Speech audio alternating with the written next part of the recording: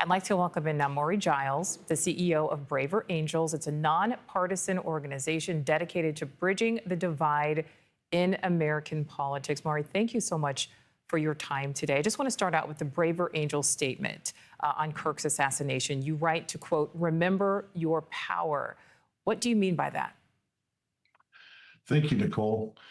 What we want people to remember is that we, the people, have individual personal agency to be able to decide to act instead of react in moments like this. There's so many things that are going on around us that are creating pain, that are creating fear, confusion. And as people, we have control of how we respond. And at this moment today, it's more important than ever that we choose to go into what we consider courageous citizenship, which is leaning into conflict, but for the purpose of integrating ideas to find solutions and working together and not labeling one side or the other side as good or evil. Instead, learning to understand and finding solutions and working together toward that. That's the power we believe that we need to remember we have as Americans. And we heard from Erica Kirk saying that she forgives the shooter, saying the answer to hate is not hate, that the dialogue will continue. Do you think, Maury, that Americans will accept this as a unifying message to turn down the temperature?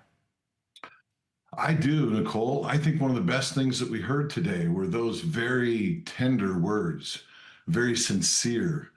Maybe in some corners they might have been unexpected, but also in contrast to some of the rhetoric that we are hearing that is furthering more division. And I do believe, Nicole, that we as American people, we know that what we're seeing isn't healthy, but a lot of the incentives in our system of social media and electoral politics is creating a narrative of an existential crisis that if my side loses and the other side wins, my way of living is over as we know it.